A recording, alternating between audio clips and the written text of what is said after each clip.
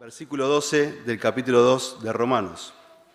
Porque todos los que sin ley han pecado, sin ley también perecerán.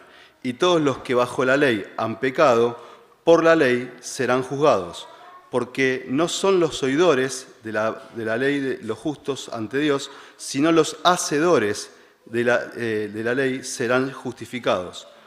Porque cuando los gentiles que no tienen ley hacen por naturaleza lo que es de la ley, estos, aunque no tengan ley, son ley para sí mismos, mostrando la obra de la ley escrita en sus corazones, dando testimonio su conciencia y acusándoles o defendiéndoles sus razonamientos, en el día en que Dios juzgará por Jesucristo los secretos de los hombres, conforme a mi evangelio.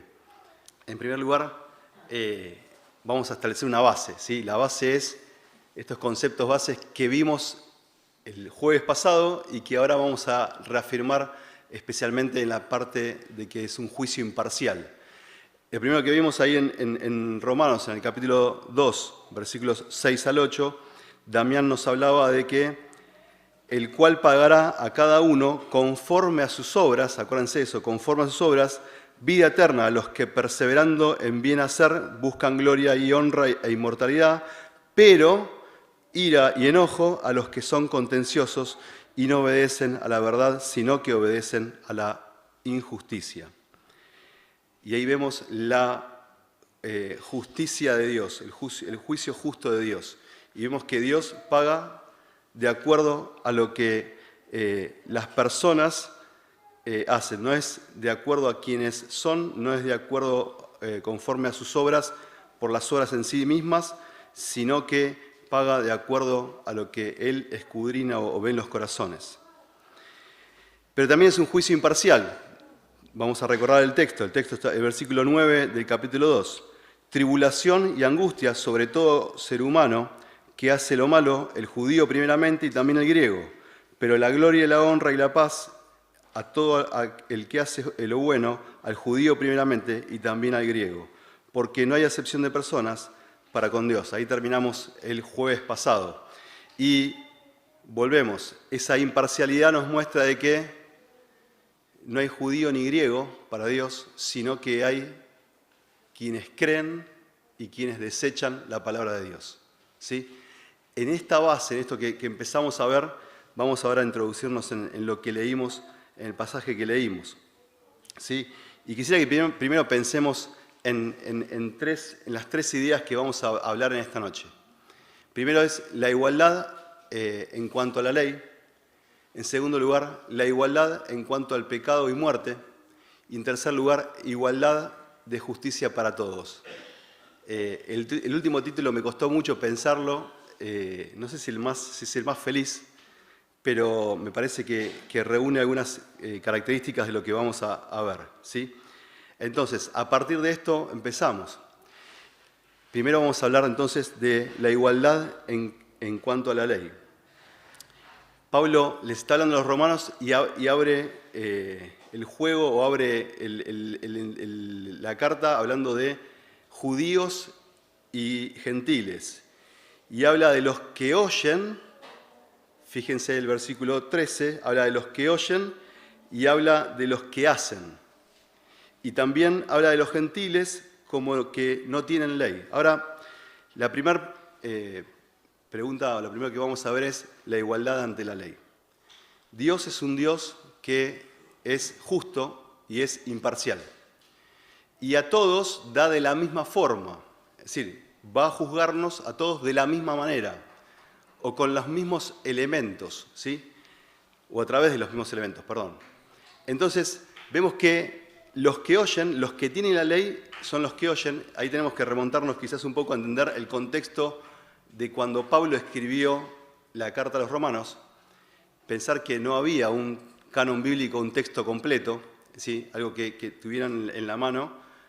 Solamente se reunían la mayoría de los libros del Antiguo Testamento y algunas cartas habían empezado a escribirse, pero no eran algo que había recorrido el tiempo, o los lugares, perdón. Entonces, cómo se transmitía la ley de Dios. Y ahí tenemos que irnos al principio, ¿no? Tenemos que ir al pueblo de Israel, al Levítico. ¿Cómo se transmitía? ¿Quién se acuerda? ¿Cómo? Oralmente, porque tenían que oír, ¿sí? La forma de transmitir era oralmente. ¿Y cómo hacían?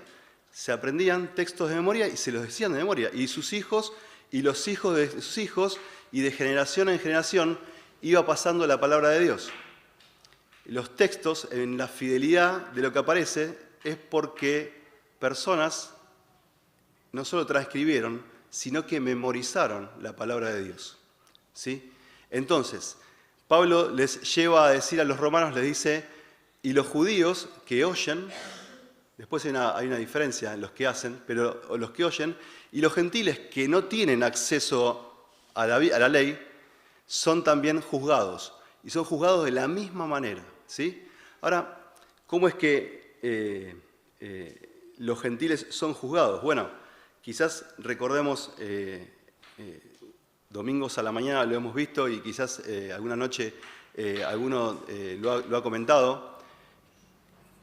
Hay, a ver si podemos decirlo bien, hay dos maneras de revelación, ¿sí? Hay una revelación que se llama revelación general, que ¿cómo es? Damián lo nombró el otro día sin decir revelación general. Salmo 8, los cielos cuentan la gloria de Dios y el firmamento anuncia las obras de sus manos, ¿sí? La conciencia de que el hombre tiene de Dios es a través de la creación, pero también a través de la revelación especial, ¿sí? A través de Jesucristo, ¿sí? Ahora a quienes le escribía Pablo, los destinatarios de la carta de los romanos, tenían que entender que Dios les hablaba a todos, de forma general o de forma especial. Pero la ley de Dios estaba en todos. Ambos tenían acceso a la ley. Quizás unos, los gentiles, conscientemente de lo que hacían y podían discernir que estaba mal y que estaba bien, después lo vamos a ver esto, y los judíos a través de tener la ley, ¿sí? La ley, el papel o oralmente el conocimiento de la ley. Ahora bien, así como podemos ver que la igualdad en la ley de Dios, en cuanto a la ley de Dios, podemos ver la igualdad en cuanto al pecado y la muerte.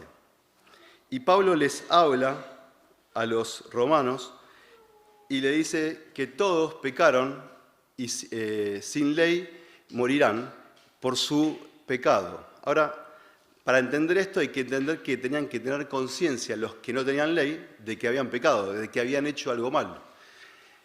Y quizás ahí es donde, más allá del no conocimiento de Dios, del no conocimiento estando quizás en el lugar más remoto de la tierra, de no tener acceso ni siquiera a alguien que les pueda explicar, ya con la conciencia de ver los cielos y la tierra y con la conciencia de que saber que si lastimo a alguien estoy haciendo algo que está mal, Dios a través de eso, con esa conciencia que puso en nuestros corazones como seres humanos, nos muestra de que hay un Dios y que hay algo que está mal, o que hicimos mal, o que se hizo mal. Pero también todos los que pecaron en la ley, como dice la segunda parte del versículo, todos los que pecaron en la ley serán juzgados. Y serán juzgados porque conocen la ley y porque saben lo que está mal y lo que está bien. Por cuanto dice el libro de Romanos en el capítulo 3, versículo que vamos a ver varias veces, 3:23, por cuanto todos pecaron. Y no hay excusa, como habíamos visto el jueves pasado, no hay excusa para ningún hombre de saber que, ya sea conociendo la ley o no conociendo la ley, solamente por la conciencia, la ley, Dios juzgará a las personas, Dios juzgará a los hombres. Dios no considera justos a los que oyen la ley, sino a los que cumplen la ley. Esto es, como dice el versículo 13, los que hacen de la ley serán justificados. Los hacedores, de la ley serán justificados. Y esto nos muestra un poco más que podemos tener un gran conocimiento mentalmente, podemos saber muchísimo de la Biblia, pero si no somos hacedores, si no hacemos, si no ejecutamos lo que dice Dios, la voluntad de Dios, sin duda tenemos un problema delante de Dios. Así como vemos la igualdad en cuanto a la ley, podemos ver también que Dios nos muestra que en cuanto al pecado y la muerte, nadie se puede excusar, como dijimos. Y si nadie se puede excusar, dice Romanos en el capítulo 3, versículo 20, ya que por las obras de la ley ningún ser humano será justificado delante de él, porque por medio de la ley es el conocimiento del pecado. Y esto es lo que la ley manifiesta. Pablo está tratando de decir en estos versículos que leímos del capítulo 2 y reafirma en el capítulo 3 que la ley vino para mostrar el pecado. Vino para mostrar qué es lo que hacemos mal delante de Dios. Y esto que parece algo sencillo decir, porque a un nene vos le podés explicar, mirá, esto que estás haciendo está mal, te va a lastimar o vas a lastimar o lo vas a romper.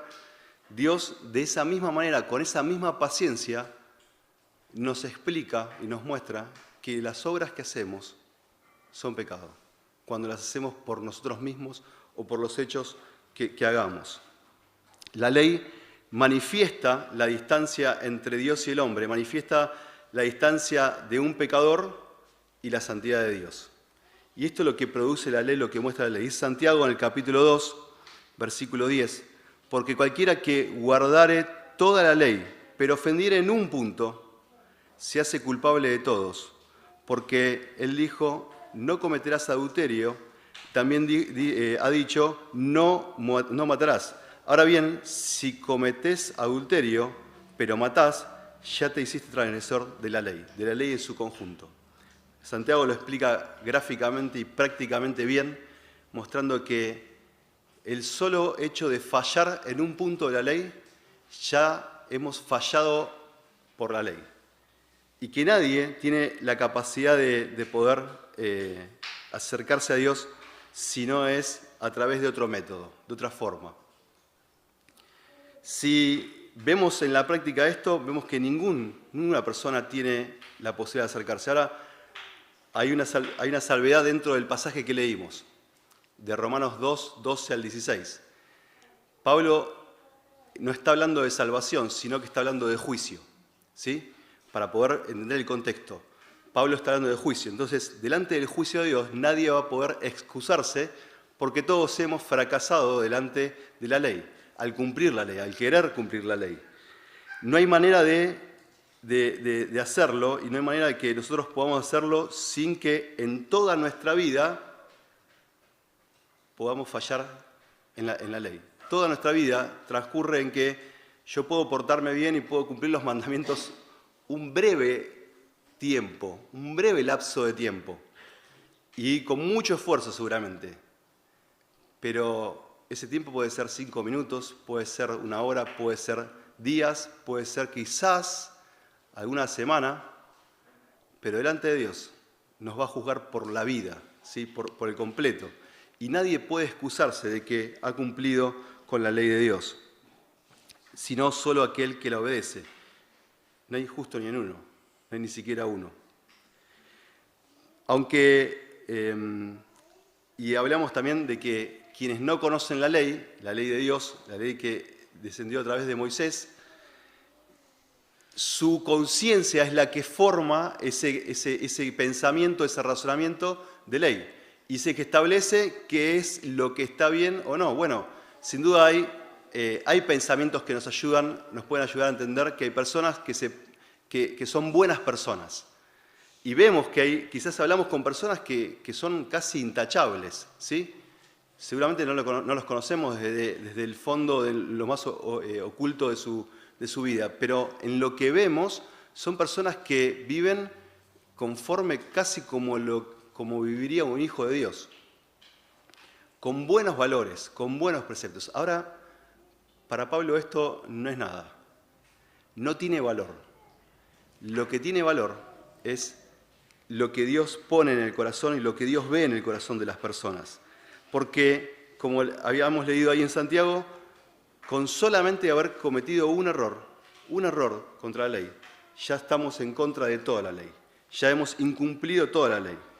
Y esto dictamina de que, por más que una obra pueda ser buena, después de realizarla, sabemos que delante de Dios no es algo bueno. Dice Pablo, son como trapos de inmundicia. ¿Sí? Nuestras buenas obras son como trapos de inmundicia delante de Dios.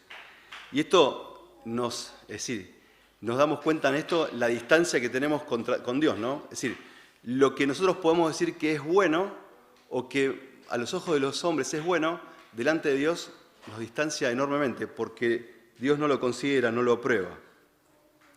Quizás podemos hacer alguna cosa buena, pero igualmente Dios no está en las manos de Dios aprobarnos porque hay que ver la intención del corazón, qué es lo que está haciendo. La ley, para quienes en su mente hacen cosas buenas, es una ley para sí mismos, es para ellos, para sus propias vidas. Pero Pablo también aclara que esto testificará contra ellos el día del juicio. Y esto a veces nos puede decir, bueno, yo soy una buena persona, hice las cosas bien. La verdad que cuando tengo algo para dar, se lo doy a quien lo tiene. Si puedo ayudar a alguien, lo ayudo. Si puedo darle de comer a alguien, lo voy a hacer. Si puedo ayudar a alguien a que pueda desarrollarse como una persona y que pueda no sé, aprender a leer, soy una buena persona. No, delante de Dios. Esas buenas obras son las mismas que van a juzgar a la persona por no haber creído en Dios, por no haber obedecido a Dios. Entendemos que la conclusión de este punto es que por cuanto todos pecamos, estamos separados de la gloria de Dios. En 2 jueves, Luciano nos va a hablar de este texto. Una nota cortita, ¿sí? Escuchamos el jueves pasado, Damián, que hablaba de que Pablo se había vuelto loco, ¿no? Porque también este pasaje del principio habla de que el que hace las obras, ¿sí?, merece justificación. Y quizás un texto que recordé cuando estábamos escuchando el jueves pasado, recordé ahí en Santiago, capítulo 2 también, el versículo 20, dice, «Mas, ¿quieres saber, hombre vano, que la fe sin obras es muerta? ¿No fue justificado por las obras Abraham, nuestro padre, cuando ofreció a su hijo Isaac sobre el altar? ¿No ves que la fe actuó juntamente con las obras y que la fe se perfeccionó por las obras?» Versículo 24 dice, «Vosotros veis pues que el hombre es justificado por las obras y no solamente por la fe». El versículo 25 dice, «Y asimismo también Rahab, la ramera, no fue justificada por obras cuando recibió a los mensajeros y los envió por otro camino, porque como el cuerpo sin espíritu está muerto, así también la fe es muerta sin obras. Por lo cual las obras no salvan, pero sí es la demostración de que Dios está en mi corazón, en mi vida. No son las obras las que salvan, pero por mis obras se ve quién realmente soy delante de Dios».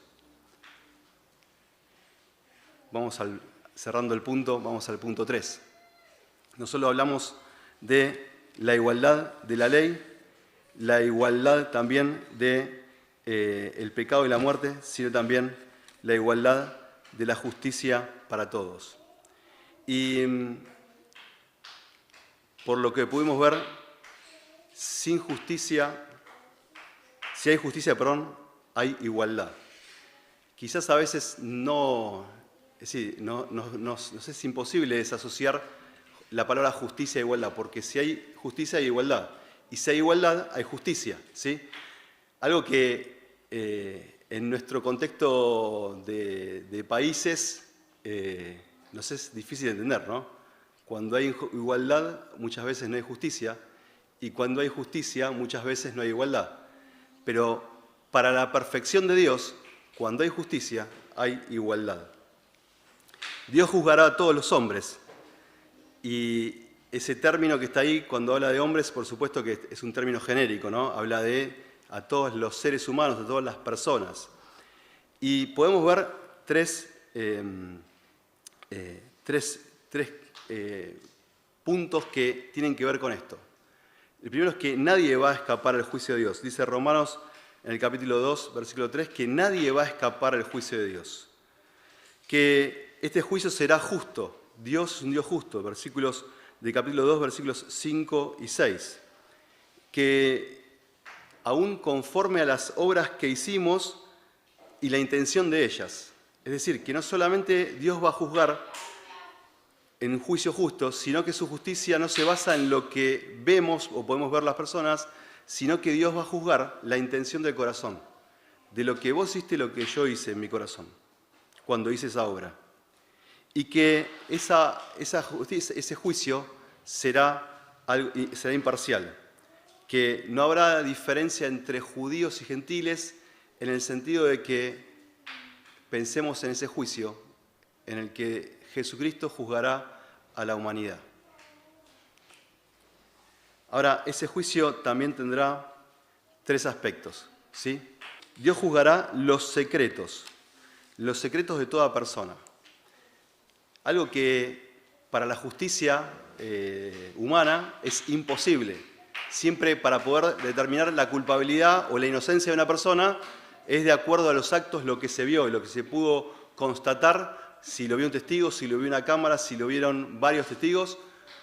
Eso es lo que el juez puede o sobre eso puede juzgar. Ahora, Dios juzgará en los secretos de cada persona.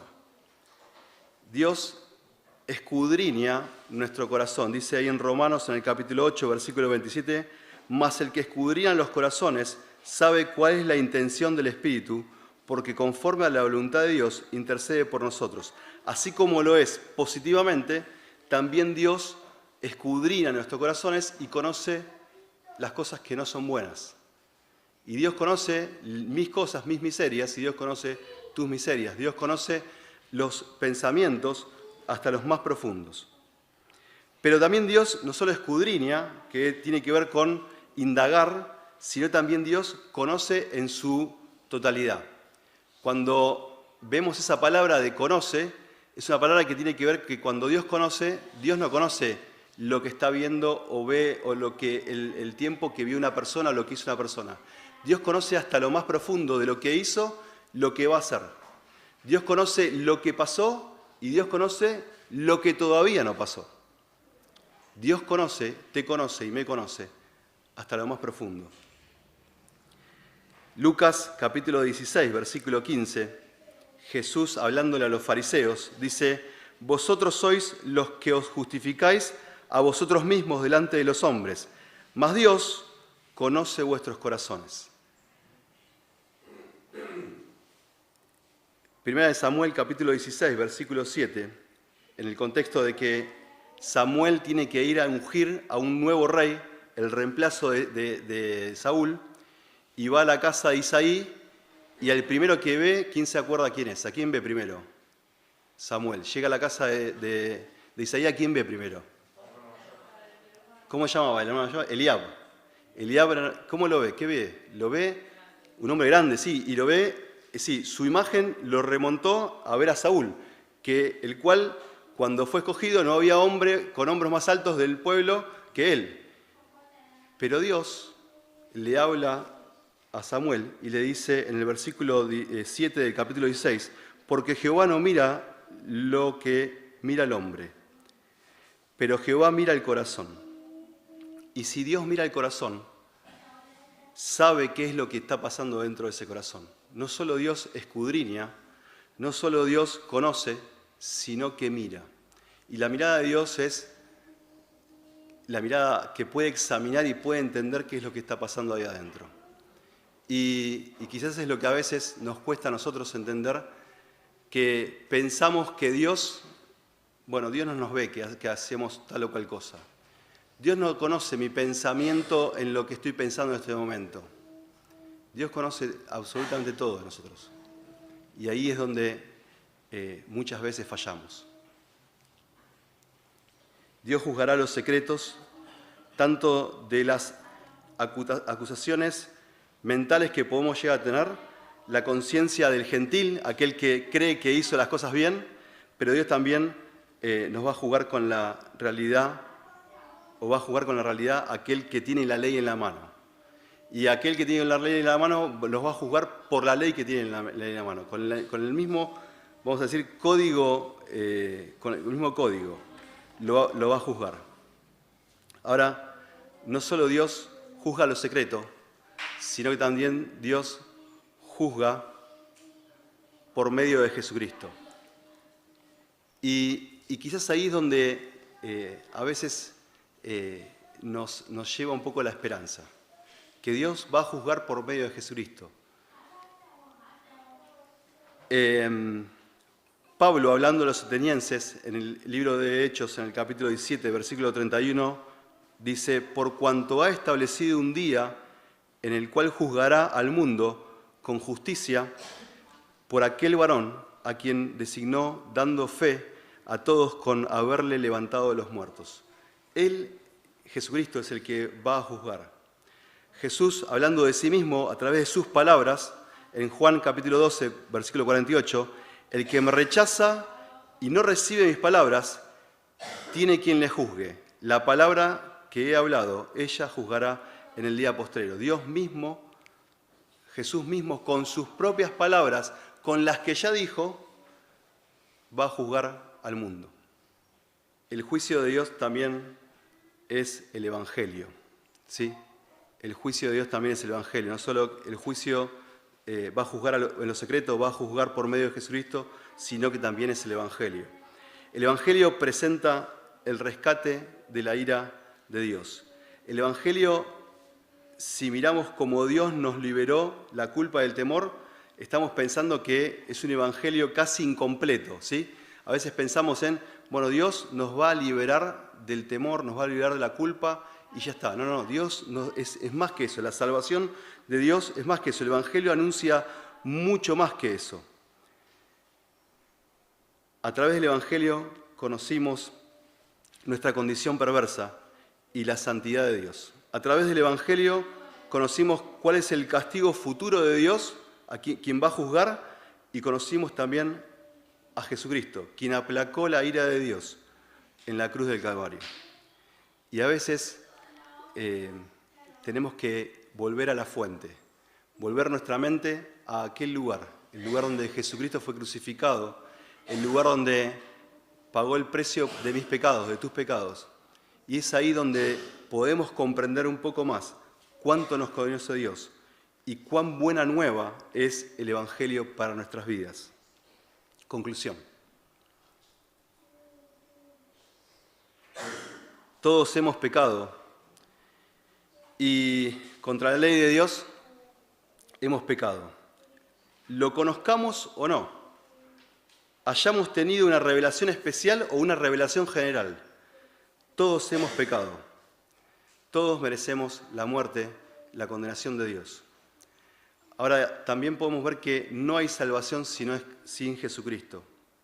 A través de la religión o a través de la ley o a través de hacer buenas obras y tener buena conciencia, no podemos llegar al Padre, no podemos llegar a Dios, sino solo a través de Jesucristo. Podemos tener una vida moralmente correcta, pero la única forma de llegar a Dios es a través de Jesucristo. Todos los seres humanos somos inexcusables. Nadie puede decir delante de Dios, quizás delante de los que estamos alrededor, sí, yo soy mejor que vos, o soy bueno, pero delante de los que estamos, de los hombres. Delante de Dios, nadie se puede excusar. Nadie puede decir, no entendí la ley, no comprendí, porque Dios dio la ley, ya sea a través de su ley, de escrito a través de Moisés, o a través del conocimiento que tenemos general de las cosas que vemos y las cosas que hacemos. No solo la ley expone y condena nuestro pecado, sino que a pesar de que creamos que moralmente podemos cumplir con la ley, ya sea el judío utilizando la ley o el que es bueno, el gentil que es bueno, haciendo buenas obras, en aquel día del juicio ninguno tendrá excusa, ninguno podrá hacerlo. ¿Por qué? Porque Dios es el que escudriña los corazones. Dios es el que mira los corazones y es el que conoce los corazones. Es aquel que manifestará en aquel día la sentencia de quién será justificado y de quién no. Y hoy, si creíste en el Evangelio, dale gracias a Dios por la gracia grande que te dio. Y si no creíste todavía en el Evangelio, no creíste todavía en Jesucristo como Salvador, es el momento que le puedas decir que querés recibirle y querés aceptarle como Salvador único y suficiente para tener vida eterna. Que Dios bendiga su palabra.